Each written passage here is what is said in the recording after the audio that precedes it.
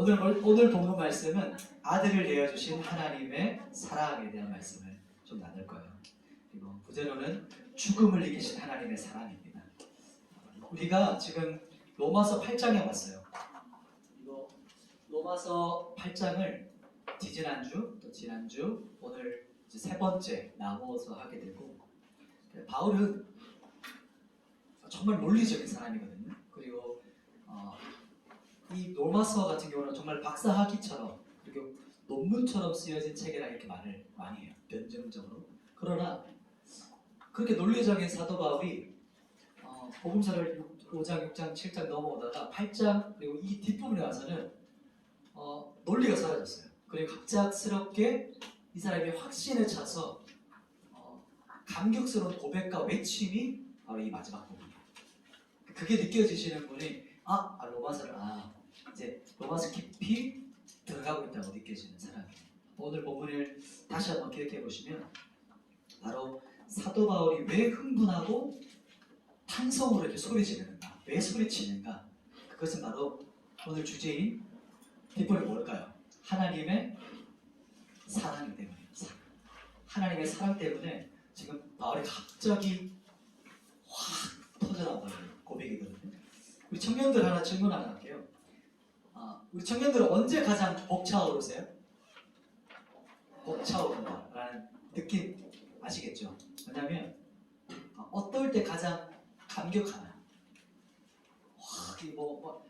이게 막 밀려오는 것처럼 감격스러울 때, 감동을 느낄 때가 언젠가요?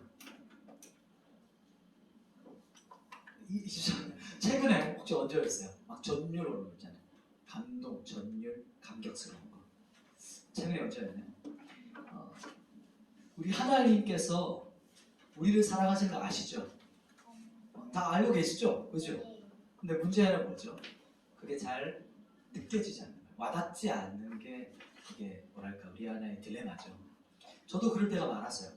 그리고 이거는 누구든지 그럴 때가 있거든요. 그러면 저는 이렇게 질문했던 기억이 나요. 제 기억에 청년 때 하나님 저 사랑하시죠? 이렇게 물어. 이렇게 여러분한테 팁 드리고 싶은 게 하나 뭐냐면 기도를 이렇게 기도해도 기도하지만 일상에서 하나님한테 대화를 보세요. 그게 기도예요. 하나님 저 사랑하시죠? 이렇게 물었거든요. 그랬더니 근데 이제 그럼 내가 너를 얼마나 사랑하는데. 근데 제 안에 이제 있었던 궁금한 게 그랬어요. 하나님 근데 잘 안 느껴지는데요. 지금 잘 안 느껴져요. 어떻게 하죠? 이렇게 물었을 때 제가 느꼈던 감동이 하나 있었어요. 어떤 거였냐면 주님께서 주셨던 감동이 그거였어요. 십자가를 바라봐라 이런 마음이었어요. 그래서 십자가를 바라봐라 그 감동을 딱 주시는데 제 안에 딱 떠올랐던 말씀이 뭐였냐면 로마서 5장 8절 말씀이었어요. 우리가 아직도 죄인되었을 때에 하나님께서 그러니까 그리스도께서 십자가의 죽으심으로, 십자가는 제가 넣은 거예요. 그리스도께서 십자가의 죽으심으로 우리를 향한, 거기다 내 이름을 넣는 거죠. 준호를 향한 하나님의 사랑을 마지막 무슨 말인지 아세요? 확증하셨느니라. 하나님의 사랑을 우리한테 보여주고 싶은데 그것을 못 박아서 딱 우리한테 보여주는 그것이 어디냐면 예수님께서 십자가에 달리신 그 현장이래요.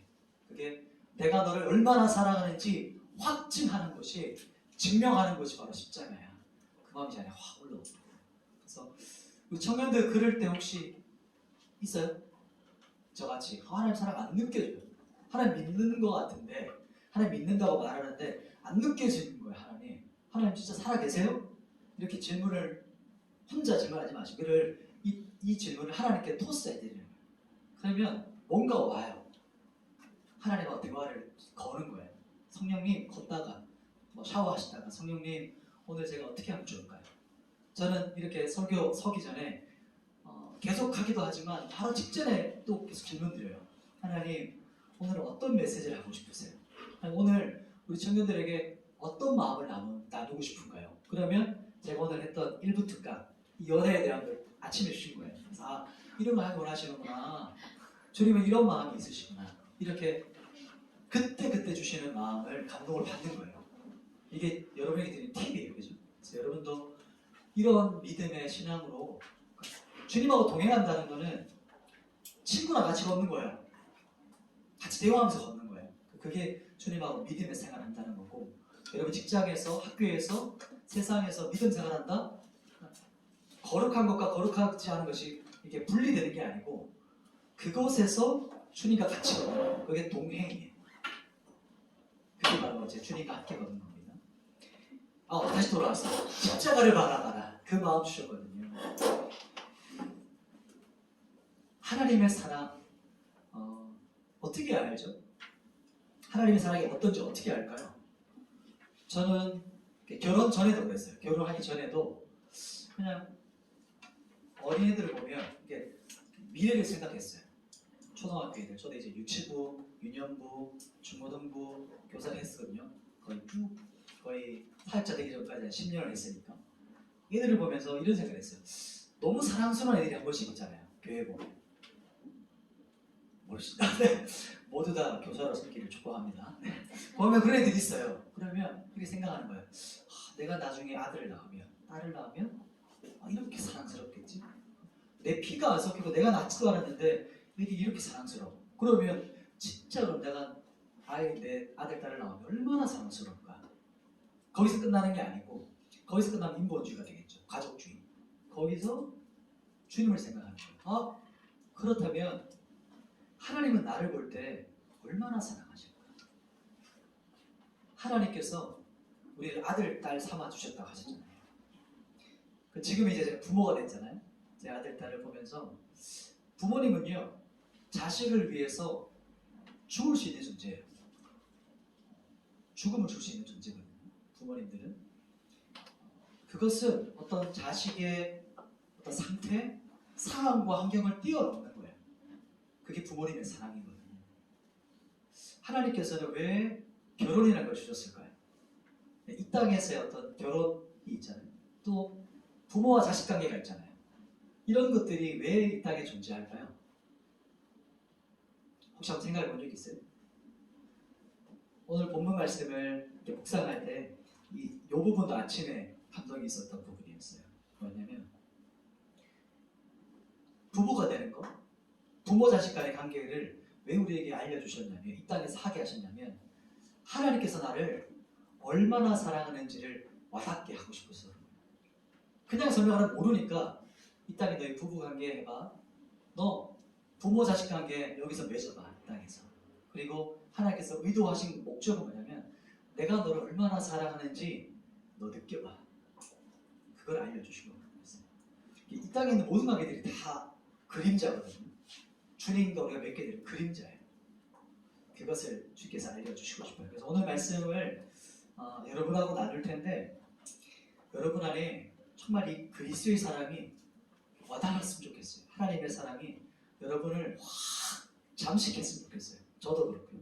오늘 말씀 그 사랑을 한번 처음부터 봅시다. 오늘 32절 말씀인데 같이 한번 읽어볼까요? 첫 우리 본문 32절 말씀을 같이 한번 읽겠습니다. 시작. 자기 아들을 아끼지 아니하시고 우리 모든 사람을 위하여 내주시니까 어찌 그 아들과 함께 모든 것을 우리에게 주시겠느냐. 아멘.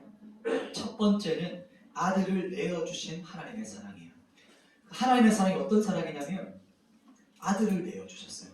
제가 오늘 본문 들어가기 전에 했던 그 부분이랑 같이 가는 본문이죠. 자신의 생명보다 더 아끼는 존재가 자식들이거든요.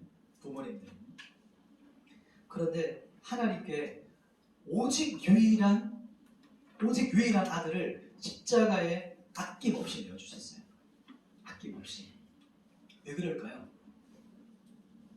우리를 살리시기 위해서, 우리를 구원하시기 위해서 그분의 아들을 아낌없이 내어주셨어요. 우리를 위해서 아들의 생명을 죽였다는 거거든요. 아들을 잡았다는 거예요. 아들을 죽이시면서까지 우리를 사랑하신다는 것을 보여주고 싶으셨고 증명하신 거예요. 아들 생명까지 주셨는데 무엇을 더 아끼겠어요? 지난번에 한번 우리 리더 중에 한 명이 그런 이 이야기를 비슷하게 나눴어요. 우리 제자훈련할 때 하나님이 아들을 우리에서 내어주셨는데 더 이상 이보다 더 큰 사랑이 뭐가 있을까요? 우리 패밀리어들이 이 사랑을 더 알았으면 좋겠어요. 이런 이야기를 나눴을 때 그게 기도 제목이라고 리더한테 제가 했던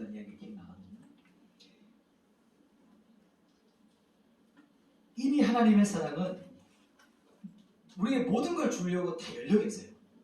그게 하나님의 지금 사랑이세요. 그냥 아들까지 내어주셨는데 더 이상 무엇을 더 내어줄 게 있겠어요?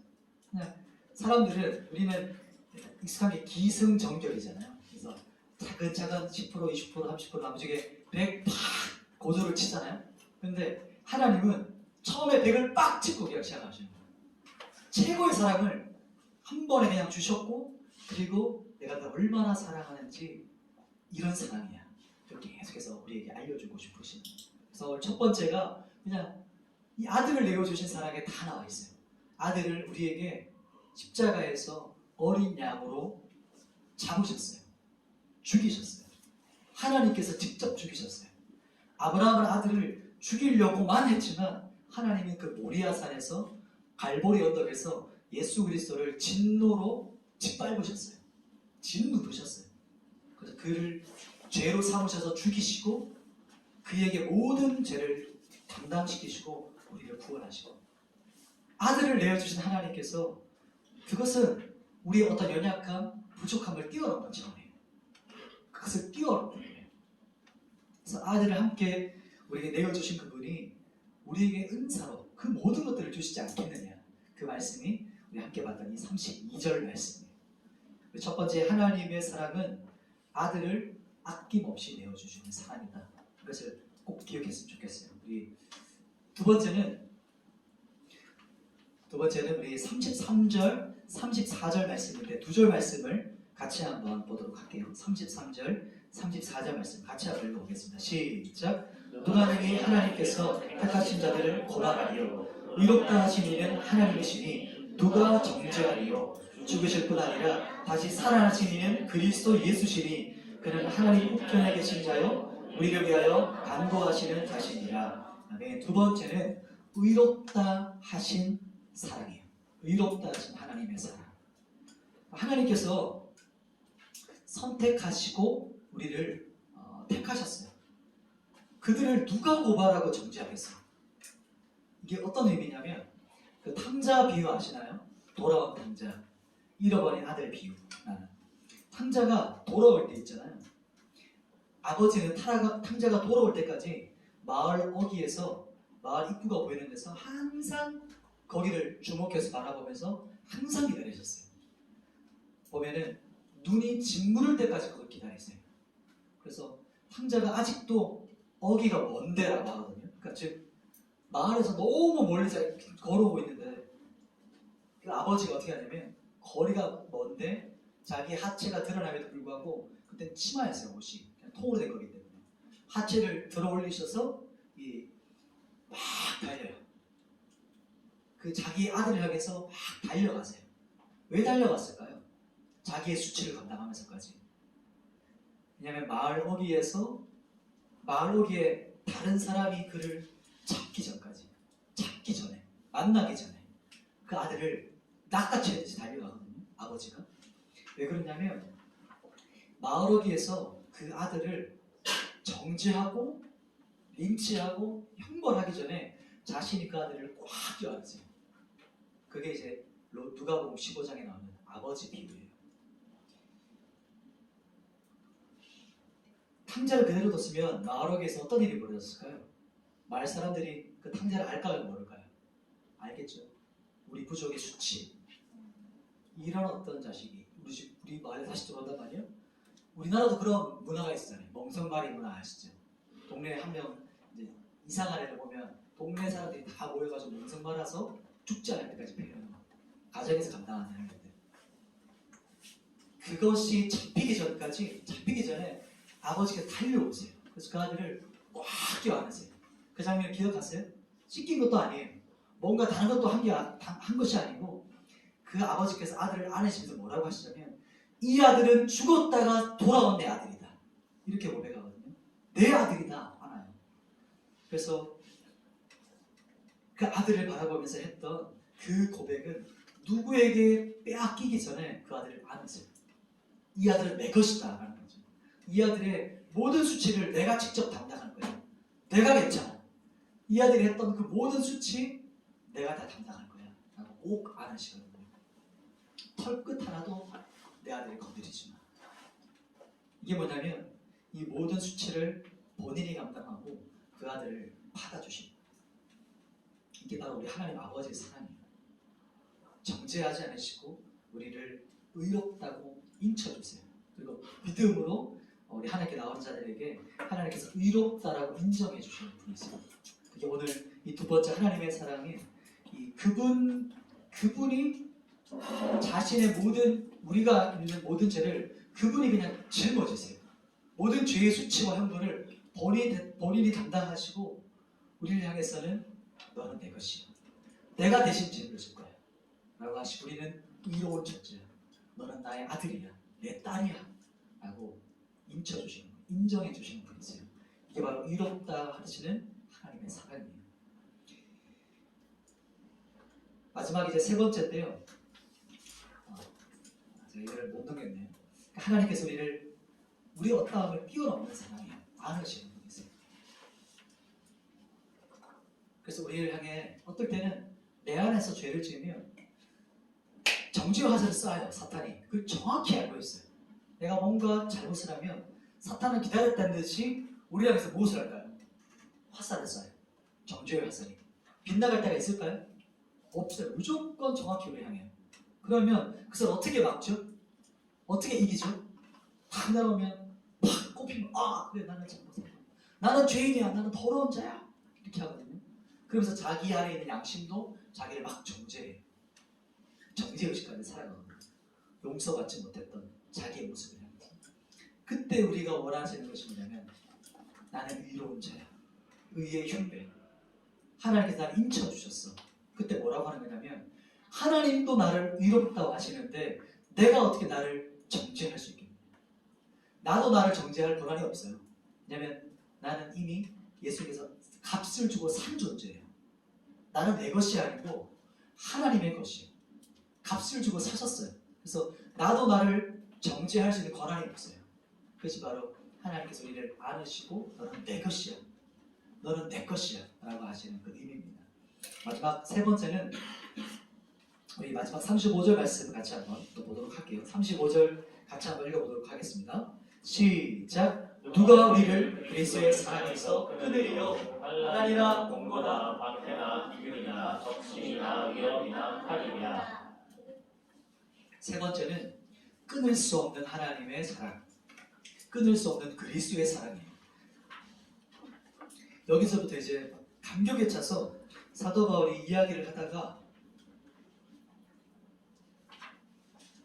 똑같은 말을 막 반복해요. 누가 하는 거예요. 이 뉘앙스가 도대체 누가, 자기 안에 있는 그 탄성이 막 터져나오는 고백이거든요. 여러분이 이 본문 안으로 쑥 같이 들어가보면 좋겠어요. 성경을 읽으실 때 본문이 원하는 의도 안으로, 그 장면 안으로, 주님께서 원하시는 그 마음 안으로 쑥 들어가서 말씀을 들으면 은혜가 밀려와요. 사랑이 느껴지기 시작해요.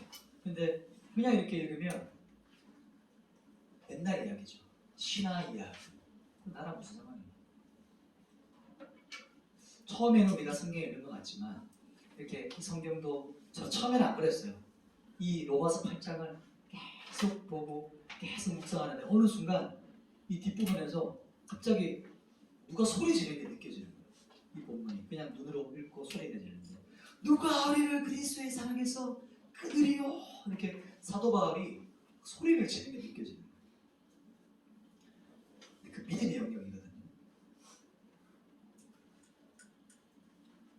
세 번째는 그 누구도 우리를 그리스도의 사랑에서 끊을 수 없다는 거예요.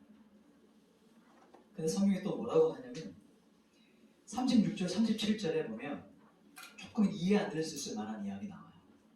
이성적으로 봤을 때는 조금 이해가 잘 안 될 수 있거든요.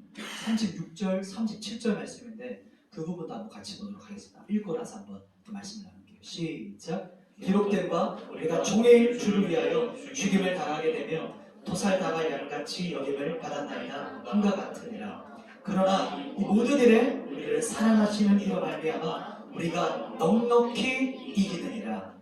네, 보시면 그냥 읽으면 쭉 넘어갈 수 있어요. 그러나 자세히 한번 이해해 보세요. 뭐라고 말하냐면 우리가 종일 주를 위해서 죽임을 당한대요. 죽는데요. 주님 때문에 죽는 사람이 된다. 내가 도살당할 양처럼 아까 첫 번째 사진 봤죠? 양이 묶여 죽는 거. 어린 양이 그렇게 묶여서 목에 칼이 한 번에 동맥을 끊어서 죽이거든요. 피를 쏟아내서. 근데 죽으면 끝나는 거 아니에요? 죽으면 끊어지는 거 아닌가요? 근데 사도 바울은 35절에 보세요. 이 점증법 올라가는 거 보세요. 누가 우리를 그리스도의 사랑에서 끊으리요? 라고 선언하고 나서 이제 하나씩 목록을 내요. 무슨 말이냐 보세요. 환난이나 공고나 박해나 기근이나 적신이나 위험이나 칼이야 이렇게 선포하거든요. 뭔가 환난들이 어려움들이 막 증폭되게 느껴지죠. 그리고 마지막 클라이막스가 뭐냐면 36절에 딱 나오잖아요. 클라이막스 때 이 소리가 네 좋아요. 죽임을 당하리라 이렇게 했던 말이거든요. 그리고 나중에 또 반복해요. 그래서 제가 논리가 사라진다는 말이거든요. 여기서 죽음? 독자들이 느꼈겠죠. 죽으면 끝인데? 아니 거기서도 끊을 수 없다고? 왜냐하면 그리스도인들에게 죽음이라는 게 어떤 의미일까요? 우리 믿는 자들에게는 죽는 게 뭘까요? 우리는 죽는 것이 믿는 자가 맞이하는 죽음이라는 것은 이제 진짜 예수 그리스도와 완전한 연합으로 들어가는 길이에요. 지금도 연합되어 있어요. 지금도 내 안에 살아계세요. 지금도 예수님께서 저를 통해서 여러분에게 말씀하고 계시고 저와 동행하시는 분이세요. 근데 지금 이 땅에서는 완전하지 않잖아요. 우리 육신이 있잖아요. 연약하잖아요. 내 생각대로 내 뜻대로 하고 싶잖아요. 내 육시와 그리고 내 자아가 나를 더 이끌어가잖아요. 그러면 그 죽음을 통해서 그 죽음이라는 것을 딱 통과하면 여러분 여기 들어오실 때 어떻게 들어오셨어요? 이 공간에 어떻게 들어오셨어요? 그렇죠? 저 문을 통해 들어오셨죠? 저 문이 바로 죽음이라는 문이에요. 죽음이라는 문을 통과하셔야 여기 들어올 수가 있어요. 죽음이라는 문을 통과해야만 그리스도와 완벽한 연합을 누리게 되는 거거든요. 그래서 그리스도와 연합을 말하고 있어요. 사도 바울이. 죽음조차 우리는 끝나는 게 아니야. 이 말을 하고 있는 거예요.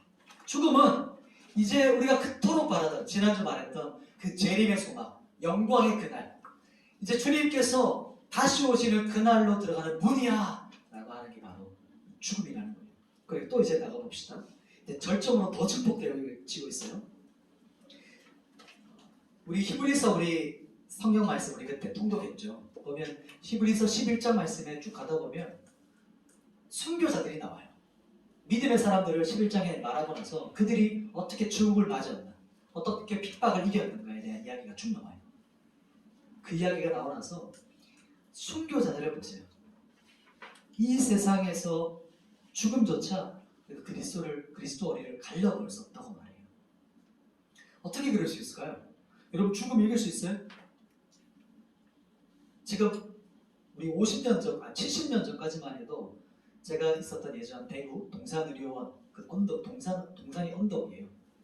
동산에서 거기가 이제 동산 언덕에 지금 대구제일교가 있거든요. 거기서 실제 일제 순사들이 그리스도인들을 묶어놓고 무릎 꿇리고 뒤로 손목을 묶은 다음에 예수 그리스도를 믿으면 참수하는 것이 그 자리였어요. 지금도 옛날 참수됐던 그 옛날 오래된 사진이 그 기념관에 이렇게 있어요.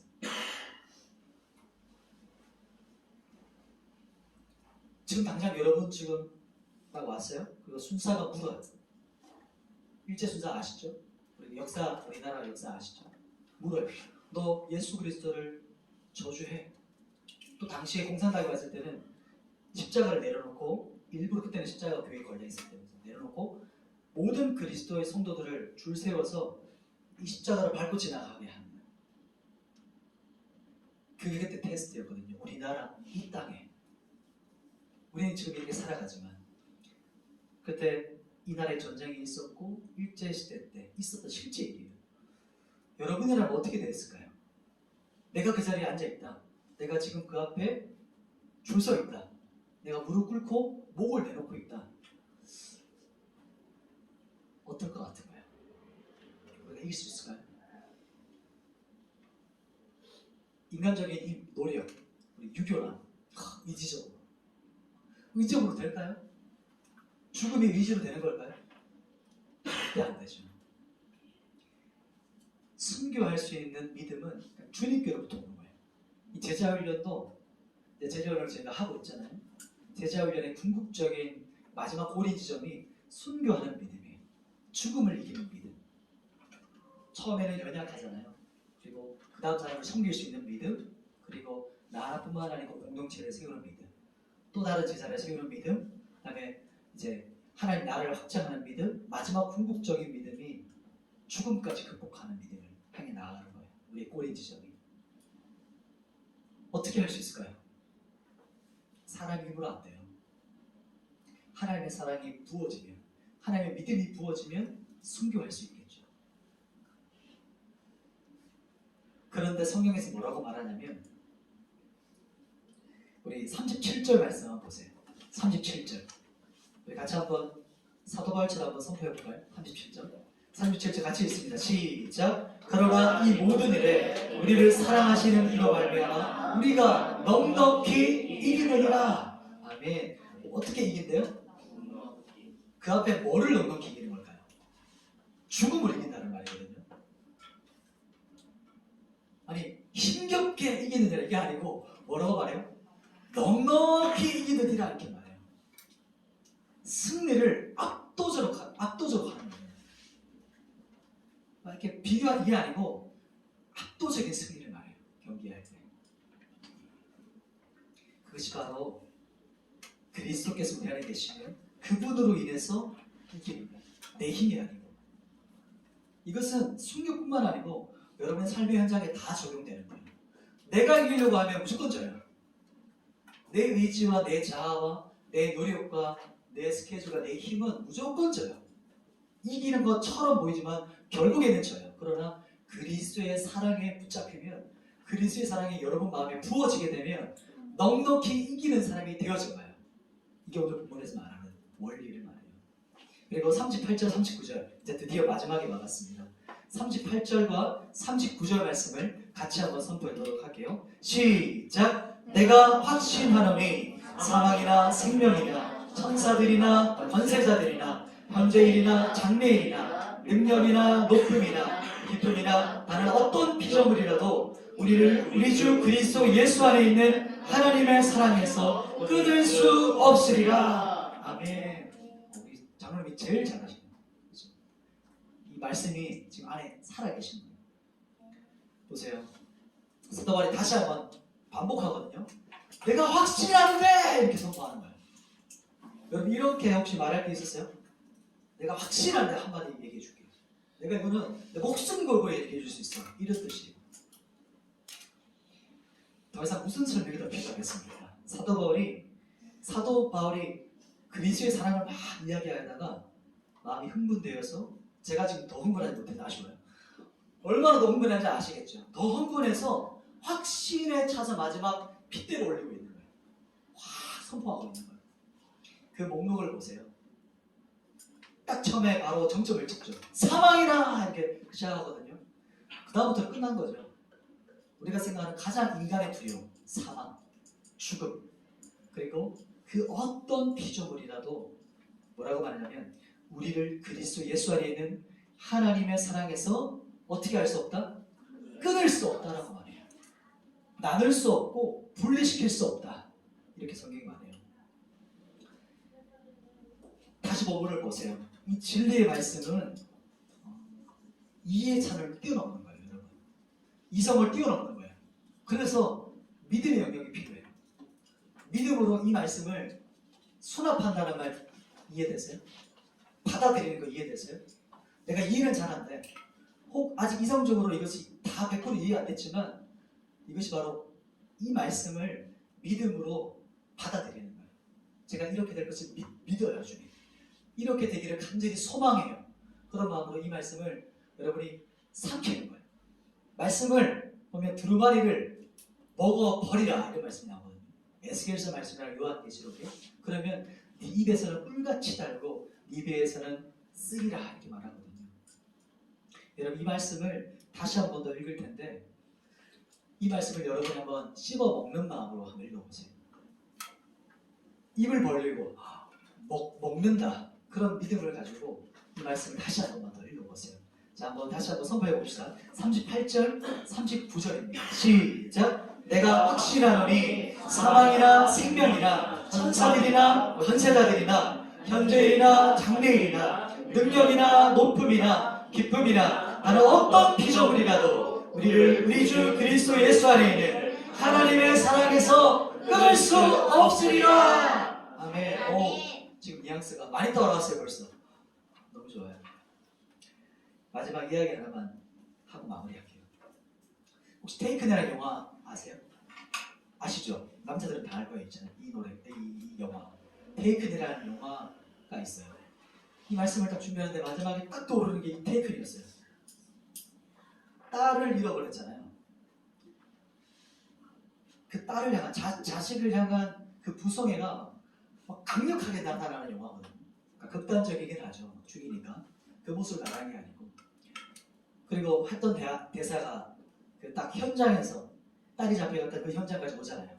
그래서 핸드폰을 딱 붙잡고 했던 그 대화 기억나시나요?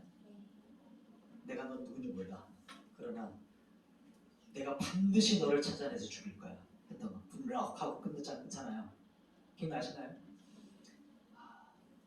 그때 그 뭐지 이 자신감 이런 느낌 안 들었어요.